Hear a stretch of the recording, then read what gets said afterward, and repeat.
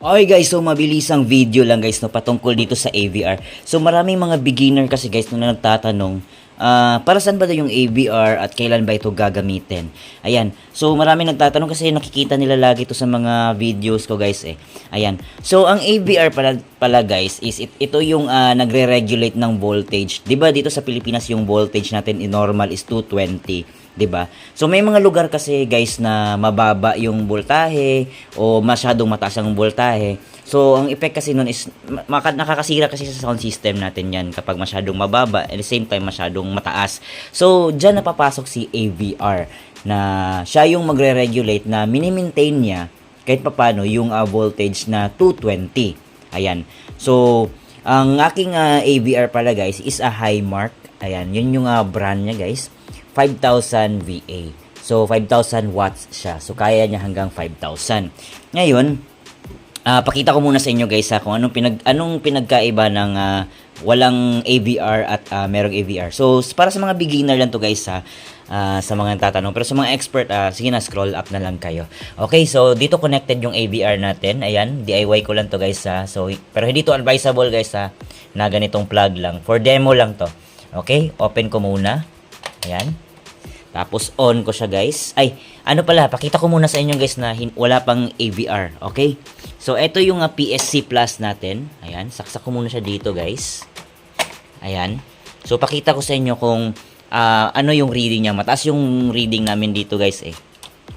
Wait lang ha. On natin, ayan.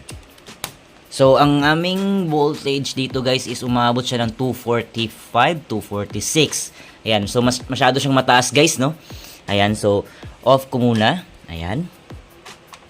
Tapos, co-connect natin tong PSC Plus natin or yung power controller natin dito guys. Ayan.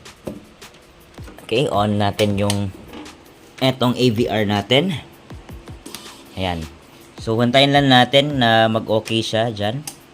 Ayun, so 220. So, tingnan natin kung ano na yung reading ng PSC Plus natin. Ayan. So, bumaba siya guys, no? 224, 225. But most of the time, nasa mga 220s lang siya guys. Hindi gaya kanina na umabot ng 240. So, at least, kahit pa paano, lumagpas man ng konti, pero konting-konting voltahe lang. So, mas safe yung lahat ng gamit natin guys. Okay. Ngayon, kailan ko ba gagamitin to? So, yun na nga guys, no. May mga event kasi ako guys na medyo kabisado ko ng mga lugar, lalo na repeat client. Ayan. May mga area talaga na okay naman yung mga voltahe nila doon, nasa 225, 226. So, hindi na ako nagdadala nito. But kapag hindi ako familiar sa lugar, lalo na yung medyo yung hindi talaga ako familiar guys, hindi pa ako naka-event doon, nagdadala talaga ako ng AVR.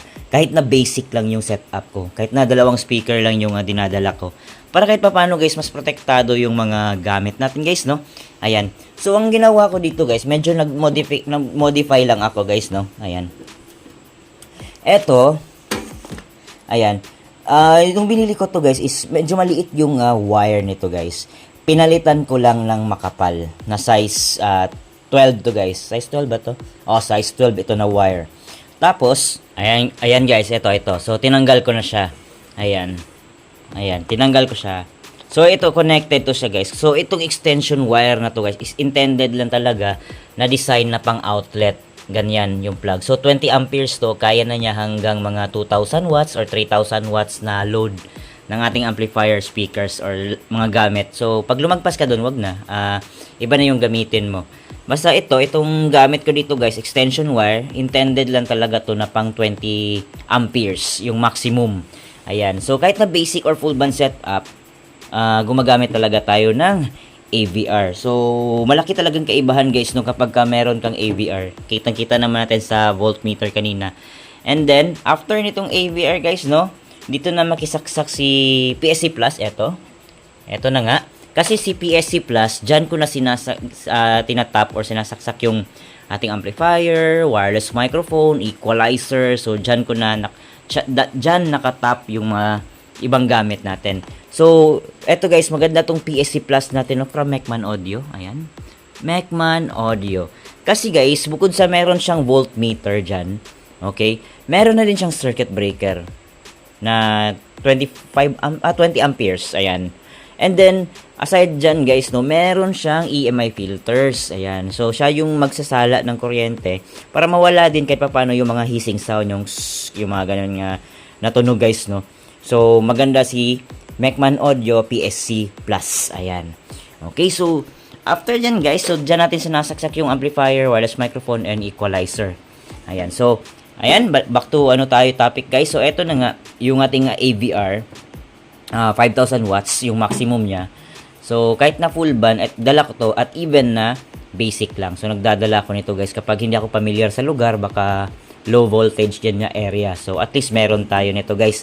Safe na safe yung mga gamit natin. Okay, so nakalimutan ko lang talaga guys kung sino yung nag-request or nagtanong patungkol dito sa AVR. Beginner din siya guys, no? Marami-rami kasi sila, so pasensya na kayo sir, nakalimutan ko kung sino yung mga nag-request nito. Okay, so shout out na pala kay Sir Benner Isaac Barrientos from Bulacan, Santa Maria, kay Sir Marlon Avit, at saka kay Charles Paliera of Chrislin Lights and Sound. Shout out din sa iyo Sir John Opeña, and lastly kay Sir Arvin Aizaga.